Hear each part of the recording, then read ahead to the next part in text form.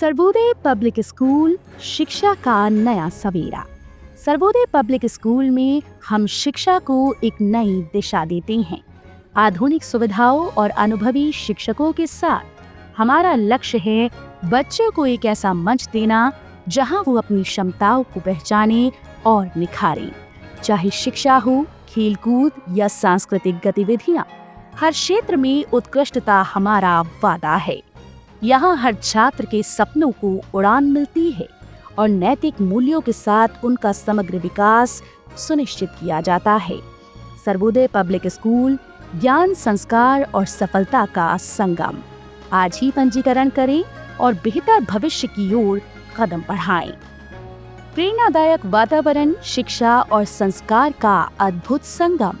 आज से भविष्य की तैयारी होलिस्टिक एजुकेशन के साथ आपके सपनों को दे एक नई उड़ान।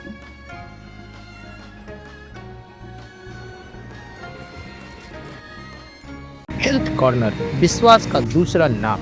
1986 से सिधारी रामलीला मैदान पर उच्च कोटि की एलोपैथिक दवाओं का एकमात्र भरोसेमंद ठिकाना। उचित दाम, कुशल व्यवहार और तेज सेवा। अब घर बैठे पाएं दवाएं सिर्फ एक कॉल पर। हेल्थ कॉर्नर आमिर एजाज साहब के साथ आपकी सेवा में। संपर्क करें 9935906912। आजमगढ़ में निजी स्कूलों में एनसीईआरटी की पुस्तकों से ही पठन पाठन कराए जाने की मांग को लेकर अभिभावक महासंघ एक बार फिर सक्रिय हो गया। महासंघ के पदाधिकारियों ने जिला प्रशासन से मिलकर ज्ञापन सौंपा और निजी प्रकाशकों व स्कूल प्रबंधन की साठगांठ से हो रही मुनाफाखोरी पर रोक लगाने की मांग की है। बता दें कि अभिभावक महासंघ के महासचिव गोविंद दुबे की अगुवाई में एक प्रतिनिधि मंडल कलेक्ट्रेट पहुंचा। प्रतिनिधि मंडल ने जिलाधिकारी व स्व वित्त पोषित स्वतंत्र विद्यालय शुल्क नियामक समिति के अध्यक्ष को संबोधित ज्ञापन सौंपा। ज्ञापन के माध्यम से निजी स्कूलों में केवल एनसीईआरटी की पुस्तकें लागू करने की मांग की गई। अभिभावकों ने आरोप लगाया कि निजी स्कूल प्रबंधक मनमानी ढंग से महंगी निजी प्रकाशकों की पुस्तकें लागू कर अभिभावकों का आर्थिक शोषण कर रहे हैं।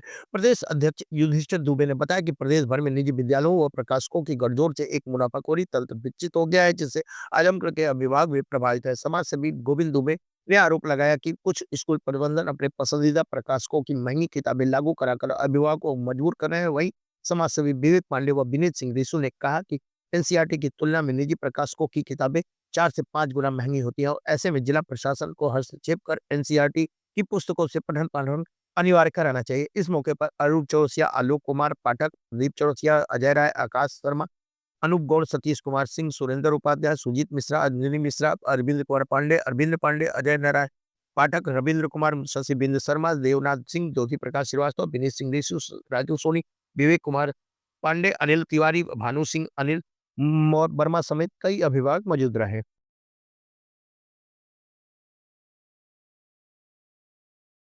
किस तरह का ज्ञापन आप लोग देने आए हैं अभिभावक महासंघ, बताइए। हर वर्ष की भांति इस बार अभिभावक महासंघ के लड़ाई पूरे प्रदेश के बच्चों के हित के लिए और अभिभावकों के हित के लिए लड़ाई लड़ता है।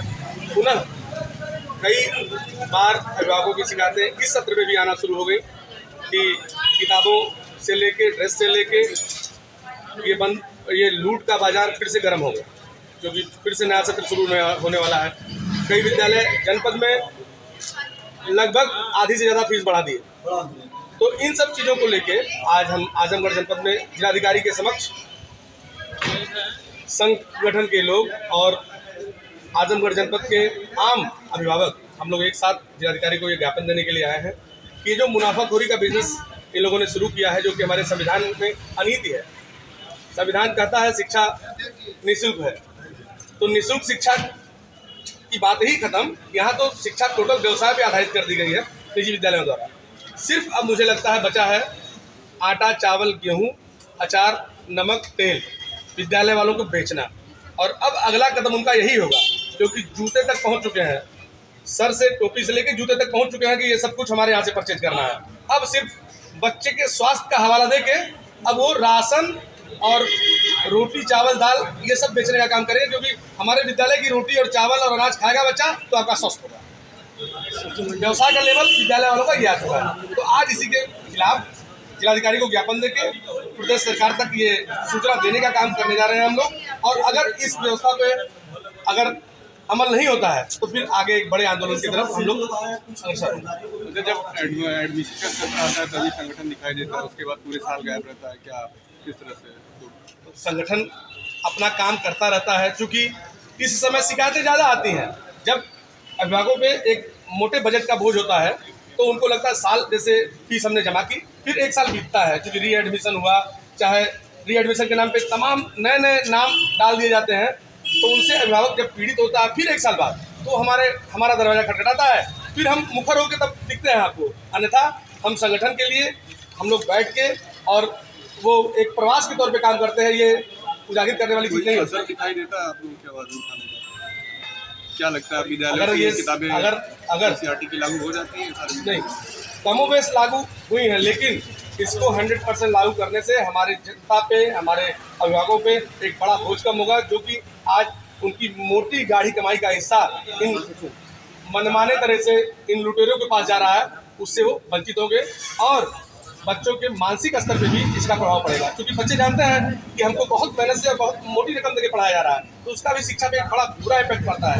वहीं अगर NCERT की बुक लागू होगी तो एक बहुत कम पैसे में हमारा बच्चा, आपका बच्चा, समाज का बच्चा, प्रदेश का बच्चा और भारतवर्ष का बच्चा पढ़ने में सफल होगा और आगे। अच्छा, अगर आप लोग की मांगे नहीं पूरी होती हैं तो क्या संगठन का अगला कदम क्या होगा अगर मांगे पूरी नहीं होती? हम जैसे हर वर्ष, जैसे आज विगत 12 सालों से हम अपनी लड़ाई लड़ते आ रहे हैं, निश्चित रूप से अगर सरकार, प्रशासन इस बात को चेतेगा तो बहुत ही अच्छा है, और नहीं करता है तो हम अभिभावकों से राय बात लेके अभिभावक को राजी करके एक बड़े आंदोलन की तरफ अग्रसर होंगे।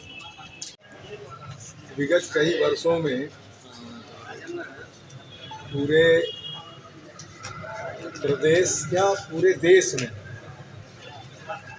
प्राइवेट प्रकाशकों और प्राइवेट स्कूलों के प्रबंधकों के बीच के साठगांठ से एक मुनाफाखोरी का तंत्र विकसित हो गया है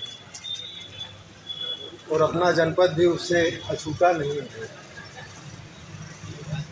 बार बार हाई कोर्ट के आदेश, बार बार सुप्रीम कोर्ट के हस्तक्षेप, बार बार सरकारों के आदेश के बाद भी ये NCERT की किताबों से पढ़ाना नहीं चाहते। NCERT की किताबें निजी प्रकाशकों की किताबों से 5-7 गुना सस्ती पड़ती है और यदि ये NCERT की किताब लागू कर दें तो अभिभावकों को काफ़ी राहत मिलेगी, लेकिन इनके मुनाफे पे बड़ा असर पड़ने वाला है। इसलिए ये तंत्र